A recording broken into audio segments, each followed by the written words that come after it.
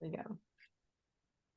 Okay. Hello, everybody. Welcome to the Business of You podcast or conversations, or I'm not even sure what I'm calling it. And I say it at the beginning of every conversation that I have and that I record, because clearly I still don't know what to call it. But the most important piece are the people that I'm introducing you to and the content that is available in the conversations.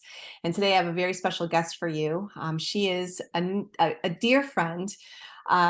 We've known each other for 20 years. We were just having a bit of a reunion and Love Fest a moment ago, but I'm going to share a little bit about her in a moment, and then she's going to share a little bit about herself, and then we're going to get into some juicy conversation about life and self-love and self-compassion.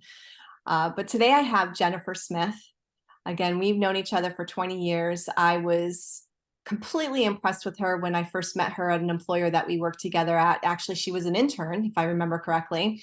And we just kind of got together real quick, and I mentored her and taught her, and we worked together so closely and had the best of laughs and became the best of friends, quite frankly. And she's amazing. And today, Jennifer, I'm just going to read a little bit about you here so I don't mess or miss anything. Jennifer is a director of strategic partnerships with nearly 20 years of sales and business development experience. She's a connector. She makes shit happen. And she's doing it with more clarity and zest than ever before. And we're going to talk about why that is. Living life in constant flight or flight mode, Jen journeyed through the turbulent waters of emotional dysregulation. I love that term. For the right reasons. And using drinking to numb the pain that lived within her. But her story is not one of despair. It is a tale of self-discovery and resilience. And quite frankly, that is what the Business of You is all about. Jen's path has led her on a profound journey to find self-love and compassion, a process that has transformed her from the inside out. It wasn't an easy road, and it's one that's shaped her into who she is today, which is a gorgeous, caring, contributory, beautiful soul.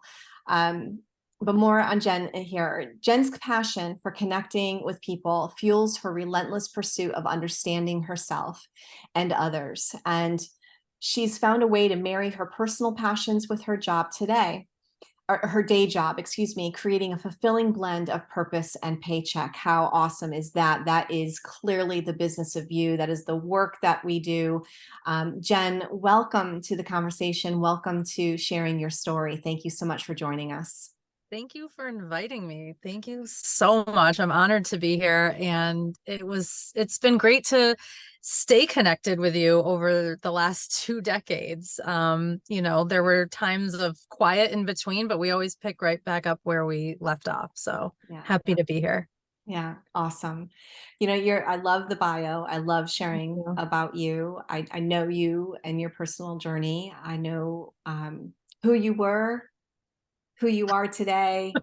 And I really just want to have you have the platform to share a little bit about what the catalyst was to being able to do things alcohol free, being sober. Like what brought you to the point of, okay, something needs to change, and understanding yourself even better. What was going on? Yeah, great question. I wish I could pinpoint and attribute it to this epiphany, this grand awakening, or whatever it may be. I just got tired of being tired, right? What's the saying? Sick and tired of being sick and tired. Yeah. I had, as you know, right, when we met, I was in college and finding my way in the world, and I had no clue. And I didn't realize in the moment, but the deck I was dealt was a little bit what's the opposite of stacked, right? It was not the best, but I was working with what I had. And because of amazing mentors like yourself, I was able to keep going, and I had this drive, and I knew that this wasn't it for me. I was going to be different, and I was going to be somebody better, and I was going to find my way in the world. I didn't realize how long it was going to take me, but here we are. And over the years, I found myself jumping around in careers or industries, I should say. I've always been in sales. I knew that I was solid in what I wanted to do for work from the jump. I'm grateful for that. And along the way, I was jumping through different industries and different kinds of relationships. And the relationship that I wasn't in or focusing on was the one with myself. And I'm grateful for the mentors and the therapists I've had. I finally got to a point where I said, okay, enough's enough. And really, I think the catalyst was my physical health was failing. You know, I was having some health challenges, and I finally said, I can't complain about not being well while I'm poisoning myself. And I had dabbled in starting and stopping drinking, and I thought I had a handle on it. I thought I could manage. And as you know me, I'm a 0 or 100 kind of person. So whatever I'm doing, toxic or not, I'm going hard in the paint, or I'm not doing it at all. So I realized, okay, moderation is not my thing. And I needed to take charge of my life, right? We can go back and blame the upbringing, the parents, the things, but I'm my person now, and I need to take accountability and responsibility for my life and where I want it to go. So, you know, thankfully, my parents did instill in me the notion of going to therapy and like, you know what, we got this deck we were dealt, let's muscle through and figure it out. And so those tools were provided to me, thankfully. And through that, working on the things that triggered me, as those started to come down and kind of calm and go away, I realized like, okay, I'm literally just poisoning myself and torturing my body for what? And so one day I woke up and I said, okay, that was my last bottle of wine last night. I think that we're good here. And I didn't have an end date. I didn't have it was more of, let's try something we haven't done before to see if there's going to be a different result. And wow, was I blown away with all the areas of my life that improved. So that's kind of the long and short of it. I appreciate your candor about taking full responsibility for yourself and not casting blame, because that's something that is very human to do, right? We want to place blame on others for the lack of areas that we're lacking in or that we're Sure. suffering in. And you were always a go-getter. And I also want to say to you about the all in. Um, that is a trait of experiencing trauma or some sort of Mm, abandonment or rejection or what have you that we acquire or experience the first 7 years of our life. And any of you who know about patterns or addictions or relationships, even if you've been studying, our beliefs and our experiences shape us by the time we're 7 years of age. So essentially, we're a planet of adults walking around with 7-year-old belief systems, unless you are yeah. taking responsibility for yourself to understand what beliefs you are operating from. So I really appreciate you taking a stand of 100% responsibility and knowing yourself well enough that you go all in and you were willing to go all in into the sobriety. Am I correct in that? Yes, and I should add that although I take responsibility, it wasn't without resentment. I mean, I'm human, right? Yeah. I was angry for a long Mhm. time and I was resentful. And I do have to say, though, I have to throw it in there because I'm going to share this with my parents. Like, I'm grateful. I love you guys. And I'm not the woman I am today without you. So I am grateful for that. And yeah, I wasn't without resentment though, but here we are. So Yeah. I appreciate your candor and your courage. thank you. And you wouldn't be who you are if you didn't have those experiences or for your No, parents. So I'm appreciating the love right now. yeah. My daughter, if I could just share for a moment here, Please. that um, there isn't a month that goes by that my daughter doesn't say thank you to myself or my husband for Awesome. not bailing her out, for not raising her to be entitled to, um, raising her the way that we did, which we didn't make it easy on her. Yeah. We are, anyways, like, long story short, this is about you, not about. No, it's okay. So I just want to say, I really, as a parent, I know what that's going to feel like when they receive the gratitude and the thanks from you. So you're just amazing, Jen. You really are. Thank You're you. amazing professionally. You were back then, you are now, and you're amazing at understanding who you are. So talk to us a little bit about what were the patterns that you were seeing while you were drinking? What was a typical day in your life while you were drinking? Sure. So I'll start, I'll say it from the adult working professional standpoint, because to be honest, I started very young. So, um, in the recent past, it was, you get up, you're hungover, you don't feel awesome. Maybe you can muscle through a workout. I could do it more when I was in my 20s, right? My 20s, young 30s, no problem. As we crept into the mid 30s, it was like, okay, well, we're hungover. We're probably not going to work out this morning. We're going to eat some greasy, nasty food that doesn't have any health benefits, and then we're going to go to work. And then at lunch, we might have a drink with clients or coworkers, whatever. And then the train's rolling. And as you know, I don't do anything halfway. So then we keep going. Who's in the city? Who wants to meet up? Let's have some more drinks. Let's go to an event. There's going to be drinks there. Let's go to dinner after. Get home. Well, let's polish the wine off from last night that's open, and eat some snacks and go to bed and wake up and repeat it all over again. Mhm. The Once I could pinpoint the reason why I was drinking, that's when things started to become clear. And in the moment, I knew why, but it wasn't until towards the end, or when I actually stopped, I could say, oh, I was drinking because I was in so much emotional pain. I would call a girlfriend in the morning or text a friend and say, hey, we're going to drink till we don't feel feelings tonight, or let's black out tonight. Let's forget it all. And mission accomplished over and over again. And and I think I justified it because I could still do my job. I still for the most part until the end had my health, or so I thought. And it wasn't bad enough. It wasn't like what you see on TV, or what it's that gray area of drinking where I'm a working professional and I'm a functioning alcoholic.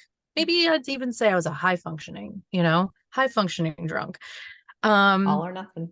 Right, exactly. So Yeah. Mhm. um so that was the pattern, and I could see it in my mostly romantic relationships. Those suffered the most, right? I was, as you said, humans have patterns, and we are created to repeat them, whether they're healthy for us or not. They're comfortable, and that's what we're programmed to learn to do. So of course, the relationships I got into repeated patterns, probably from when I was 0 to 7 years old, right? Fighting for affection and chasing the love, and having to prove I'm worthy of love by what I do, not by just existing as I am, those kinds of things. So then I would get into relationships, and something I've been thinking about lately as I'm back in the dating world and from a whole new healthy lens perspective, is that I would date guys that were messed up because I'm messed up. And so I need to date people who are also messed up so they'll get it. They'll understand it. And that's all I thought I was worthy of, or who would get me or understand me. And I realized though that not all of those people were working at their stuff though. And I was to a point, but I really wasn't either. I was in therapy, but I was still drinking heavily. I still had toxic traits, and I'm not innocent in that. So that was the pattern. And if somebody wasn't a roller coaster ride, they were boring, and I was not interested. And I didn't know what a healthy situation could feel like. I didn't know that I couldn't discern if I was not into someone or they were just healthy. Mm. Yeah. You bring up a good point. I used to say, and still do, that whoever we're attracting people about how we feel about ourselves on the inside. Yes, 1,000%. And it's actually a good thing, because if you're both on the same page of growth and on the path of healing and understanding who you are and understanding the patterns and what triggers are being triggered and why, and how to disengage or de-escalate them, and really come at it from a position of compassion and forgiveness, that's a golden relationship. That's a relationship worth keeping, when you're actively working on yourselves, actively working on yourselves as a couple. But you were finding that that wasn't the case, and in Right. fact that they were potentially boring because it was unfamiliar to you. I can remember dating men that were respectful, Yeah. loving, would open the door for me. And I want it, just like I would want nothing to do with that because I did Yeah. not feel worthy of that. And so Yeah. when you have two people worthy or working on themselves and end the relationship, it will be turbulent, but it can be golden. But when you have someone that is not willing to work on themselves and have the experience of advancing and bringing the other one up with you and vice versa, and so, Yeah. having this relationship, it can be very off-putting because it's just simply something that you're not familiar with. It's um, uncomfortable. yeah, totally kudos to you for really being curious enough to seek assistance outside of you, Sure. to gain skill sets Thank you. and a different point of view so that you can heal. You mentioned your health. What was going on with your health at the time? Yeah, tons of gut issues. Just, and as I crept into my mid 30s, like not being able to lose weight and just lack of energy. My memory was having issues and just things that I'm like, I'm too young for this stuff. Like, this isn't normal. This, like, none of my friends are having these food sensitivity issues and these, stomach issues. Like, something's going on. And what I've learned in my journey is that that is all tied to the emotional state that I've been in. And of course, the poison I was putting into my body. So it was a cyclical thing, right? It was the food, the alcohol, the stress, living in fight or flight. You know, I had no idea what a calm nervous system was supposed to feel like. And it was a trainer, nutritionist, and coach that I was working with who was like, girl, you are stressed at all times.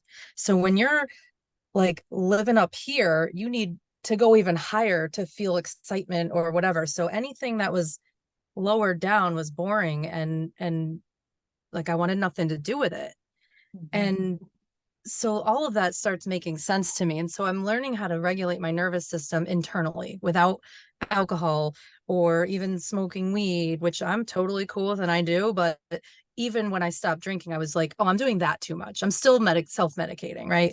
So learning how to regulate your nervous system within yourself. Like, we have everything we need for ourselves right here. And I just had no clue. And so when I get my nervous system regulated, I can understand what a threat is. And I'm like, oh, that's not good for me. Okay.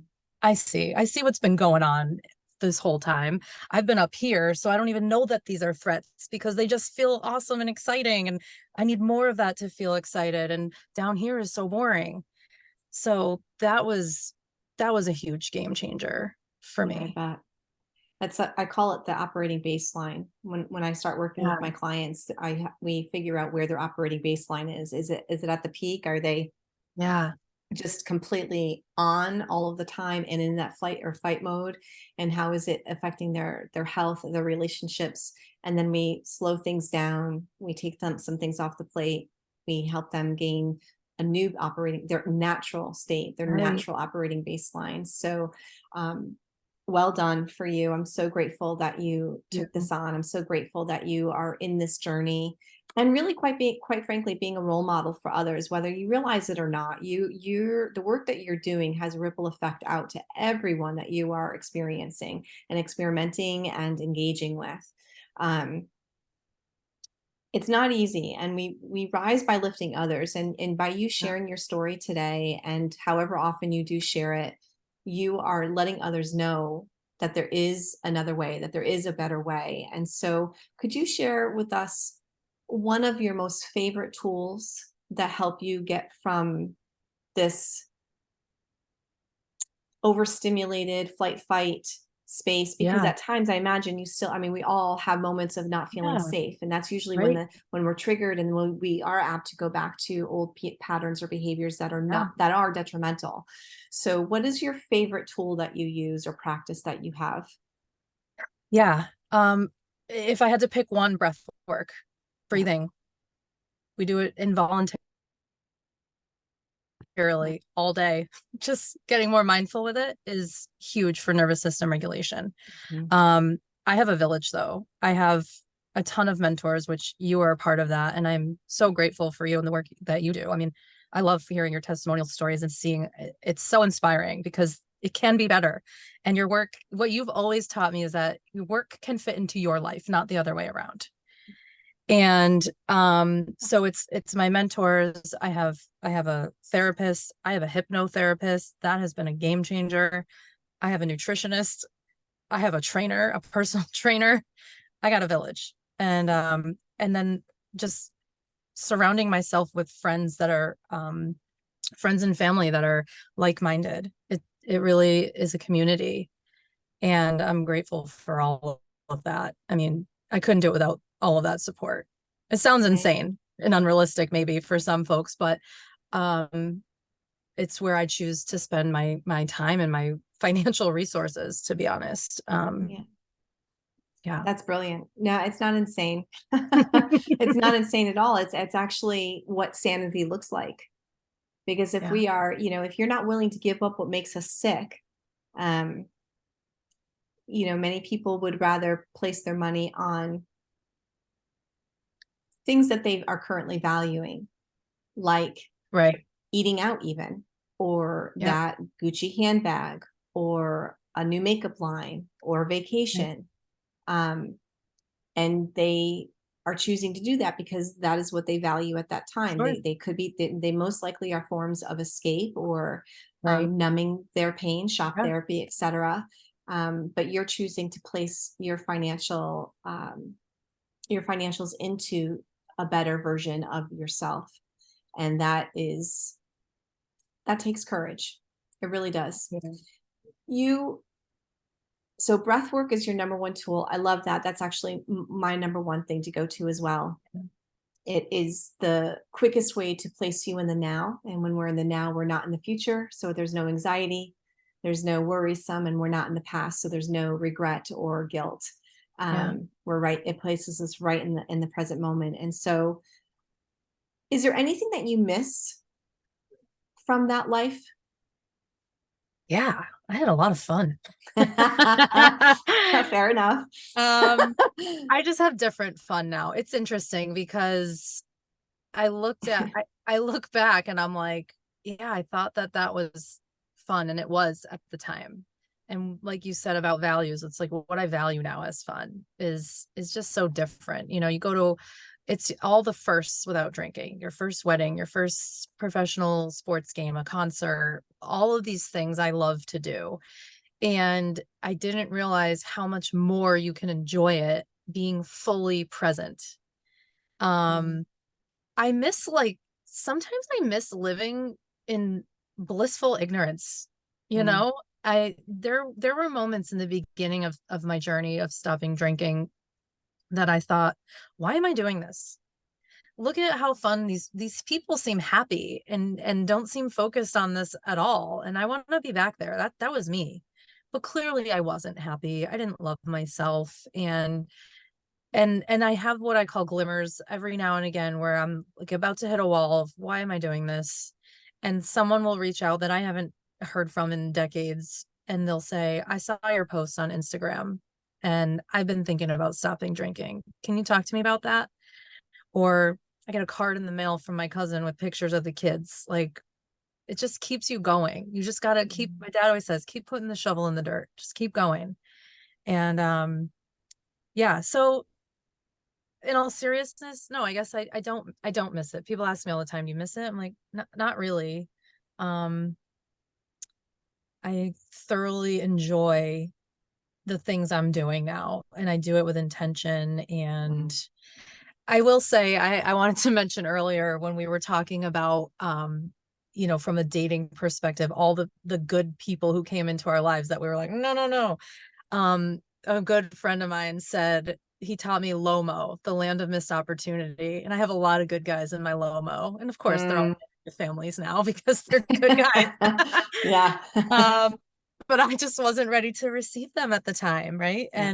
And so there's some life in LOMO, but you can't live there. So, no, you were with me. We were together. We were friends, daily contact, when I was going through or had just come out of a really bad relationship. And I met this guy who's my husband now, 20 years later.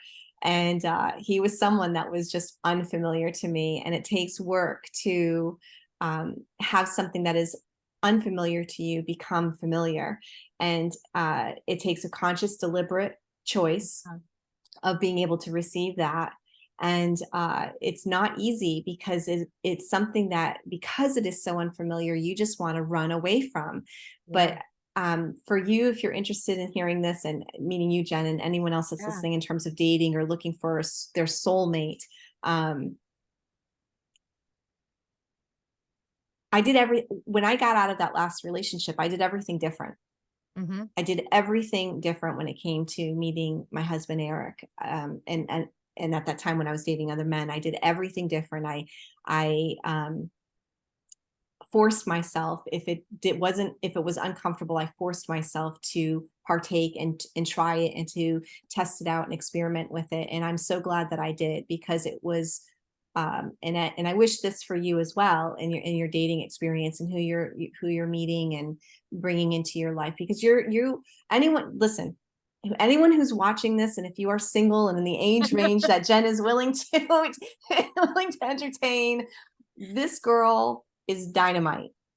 And it would behoove you to find her and to ask her out on a date, or at least to have a conversation, because she is extremely intelligent, super funny, super caring, and she's clearly on a path of healing, and she would be a great asset to any family. So if you're single, please. Thank you. You're a gem. And so do it differently. If you're not already doing it now differently, Jen, do it differently. Just anything. If you like blondes, go for a brunette. If you like men who work in a specific industry, go the complete opposite. Try, if you typically are gearing for a professional, go find someone who's in the trades. Just do it differently and experiment and try it on for size, because those people most likely are respecting themselves and will bring a level of love to you that you've never experienced, and it'll be a lot of fun to try it on for size. Thank you. It's funny when you work on yourself and your values internally change, it's been interesting for me to see what I'm attracted to now. It's very different, and what I'm attracting. And it's pretty incredible to watch when you can look back, because reflecting back is an important part of this journey, is seeing the work. You're like, wow, this is happening. And you and Eric, watching the two of you grow together, like, incredible. Absolutely incredible. I'm in awe. I'm so happy for you. I remember when you met him. I remember going to your wedding. I remember all of that. And it's just getting better and better over the decades. And it's pretty incredible to see. Thank you. It is. And I'm actually working with couples now to be able to help them, because a lot of people, they're looking for, again, that soulmate. And it doesn't necessarily work that way. Anyways, long story short, I'm happy for you. I'm grateful for the work that you're doing. And to your point, the work works when you work it. And there's no substitute for that. When you're actively changing your values and placing your attention and energy and money into things that are a different set of values than what you're used to, and you're actively doing the practices and you're actively doing the work, it will work. It does work, because you are the one working it. And so I applaud you. I loved our time together. Thank you for joining me. How is it that are you interested in having people follow you or reach out to you if they have any questions? That's a great question. What's a safe way to do that? Yeah. I'm definitely open to that. Sounds like I need to start a new Instagram page. Through you for now, because it's going to be your followers. I'm happy to be connected via email, but maybe I need to get on that Instagram page. Well, when you have it, let me know, and then I'll add it into the description here. And will. If you guys have any questions for Jen, like she said, please reach out to me. I'm happy to make that connection after I do some vetting. Just joking. But no, seriously, actually, after I do some vetting, because it's, you just got to be careful. Sure. Jen, before you go, what's one thing that you want people to walk away with today from this conversation? Self-compassion. That is the biggest thing that has helped me in this journey. And honestly, it only just clicked like a few months ago. Like it ties it all together. Doesn't negate any of the work I've been doing in the past 2 years, but it's love yourself, give yourself some grace, talk to yourself like you would to a friend or, you know, a child. It's okay. It's gonna be all right. You're human.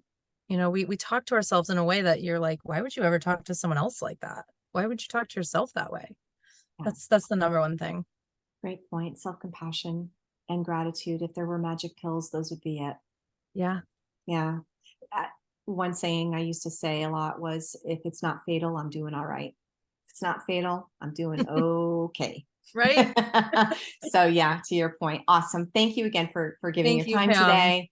I love you, I love and hope you. you guys enjoyed today's conversation. If you did, please like the interview and share it if you feel like somebody would benefit from this, and subscribe to the YouTube channel here. That would be great. We would love to have you.